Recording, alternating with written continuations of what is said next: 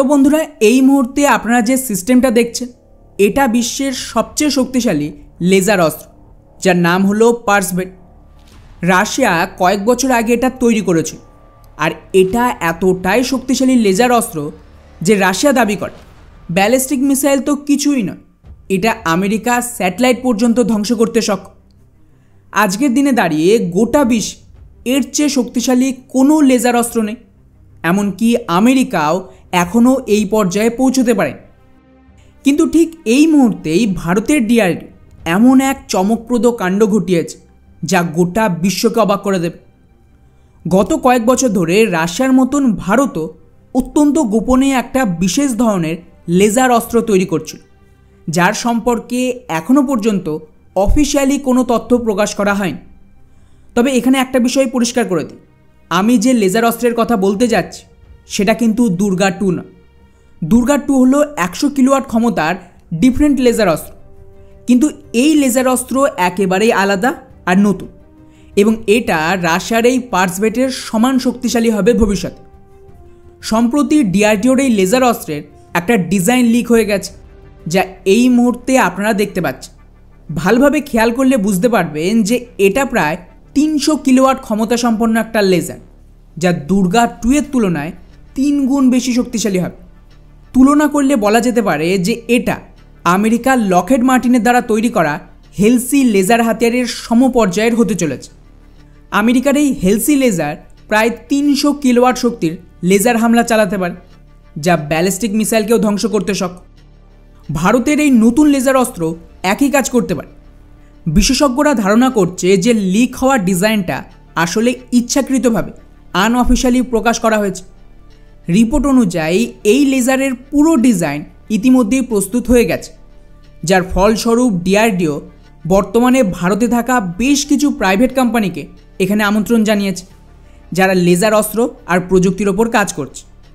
এদের মধ্যে থেকেই কোনো একটা সংস্থাকে বেছে নিয়ে এই প্রযুক্তি শেয়ার করা হবে, এবং তারপর সেই কোম্পানির মাধ্যমে এই ডিজাইনের ওপর বেস করে একটা প্রোটোটাইপ তৈরি করা হবে, যা ডিআরডিও রিয়েল টাইম কন্ডিশনে টেস্টিং শুরু করবে।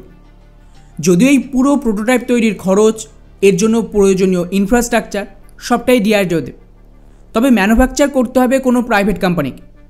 অর্থাৎ সহজ ভাষায় বললে, যেমন আমাদের এটিজিএস গান ডিআরডিও ডিজাইন করেছিল, কিন্তু এর ম্যানুফ্যাকচার করছে কল্যাণী আর টাটা গ্রুপ। একইভাবে এই লেজার অস্ত্র কোনো বেসরকারি সংস্থাই তৈরি করবে, যাতে এর কোয়ালিটি কোনোভাবেই কম্প্রোমাইজ না হয়। এখন প্রশ্ন আসছে যে এই লেজার অস্ত্র অ্যাকচুয়ালি কতটা শক্তিশালী হবে, বিশেষত চীনের সাথে তুলনা করলে ভারত কোথায় দাঁড়িয়ে রয়েছে চীনের তুলনায়। তো বন্ধুরা, সত্যি কথা বলতে লেজার অস্ত্র আর হাইপারসনিক মিসাইল এই দুটো ক্ষেত্রে ভারত চীনের থেকে অনেকটাই এগিয়ে গেছে। কারণ আজকের দিনে চীনের কাছে কেবলমাত্র 4টে লেজার অস্ত্র রয়েছে: সাইলেন্ট হান্টার, LW-30, গুরুং 1 আর গুরুং 2। এই 4টি মাত্র 30 থেকে 50 কিলোওয়াট ক্ষমতার লেজার অস্ত্র, যা শুধুমাত্র ড্রোন প্রতিরোধের জন্য ব্যবহার করা যেতে পারে। অন্যদিকে ভারতের কাছে বর্তমানে 4টে আলাদা আলাদা লেজার অস্ত্র রয়েছে। একটা হলো 25 কিলোওয়াটের, এটা মূলত অ্যান্টিড্রোন সিস্টেম হিসেবে ব্যবহার হয়, আর অলরেডি এটা ভারতীয় বায়ুসেনা আর নৌবাহিনীর সাথে যুক্ত রয়েছে। দ্বিতীয় 5 কিলোওয়াট ক্ষমতার আরেকটা অ্যান্টিড্রোন সিস্টেম, যা সম্প্রতি আমাদের ডিফেন্স আপডেটে আপনাদের বলেছিল, এটাও ডিআরডিও রেডি করে ফেলেছে। তৃতীয়ত 100 কিলোওয়াটের দুর্গা 2, যা এগেন তৈরি হয়ে গেছে, এবং কিছু অঘোষিত রিপোর্ট অনুযায়ী এর টেস্টও সম্পন্ন হয়েছে, কিন্তু এটাকে এখনও ভারত সরকার পাবলিক করেনি। তাই এটা ভারতের একটা গোপন অস্ত্র বলতে পারে, যার কোনো প্রতিদ্বন্দ্বী আপাতত চীনের কাছে নেই। আর চতুর্থ এবং সর্বশেষ 300 কিলোওয়াটের নতুন লেজার অস্ত্র, যার নাম তো এখনও প্রকাশ করা হয়নি, তবে ডিজাইনটা সামনে এসেছে, যেটা আপনাদের আমি ভিডিওর শুরুতেই দেখালাম। এটা আমেরিকার রাশিয়ার লেজার অস্ত্রের সমপর্যায়ে রয়েছে।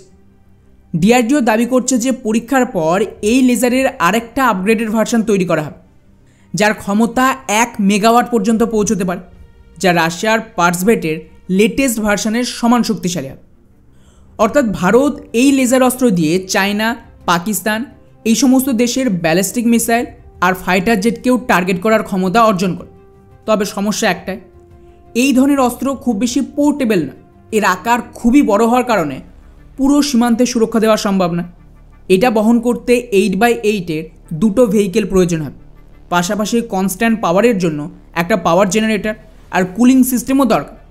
তাই এটা শুধুমাত্র নির্দিষ্ট কিছু এলাকায় মোতায়েন করা হবে বা খুবই সেন্সিটিভ বা গুরুত্বপূর্ণ এলাকা, এবং সীমিত পরিসরেই এটা কিন্তু প্রতিরক্ষা দিতে পারে। ভবিষ্যতে প্রযুক্তি আরও উন্নত হলে এই লেজার অস্ত্রকে যুদ্ধবিমান, ওয়ারশিপ আর অন্যান্য প্ল্যাটফর্মে ব্যবহার করা হবে।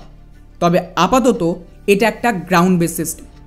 আর তাছাড়া সবচেয়ে বড় বিষয়, লেজার অস্ত্রে এখন কিন্তু ভারত চীনকে পেছনে ফেলে দিয়েছে আর আমেরিকার সমান পর্যায়ে পৌঁছে গেছে। এখন টার্গেট রাশিয়া। দেখার বিষয় হলো যে এখানে কোন প্রাইভেট কোম্পানি এই অস্ত্রের ম্যানুফ্যাকচারিংয়ের জন্য নির্বাচিত হয়, আর ভারত সরকার এটাকে অফিসিয়ালি স্বীকার করে কিনা। আমার ব্যক্তিগতভাবে মনে হয় যে সরকার এ বিষয়ে কোনো মন্তব্য করবেন, তবে যখন এর টেস্টিং শুরু হবে তখন নিশ্চিতভাবে কোনো না কোনো সূত্রের মাধ্যমে খবর ফাঁস হয়ে যাবে। তারপরেই বোঝা যাবে আসলে এই লেজার অস্ত্র অ্যাকচুয়ালি কতটা শক্তিশালী।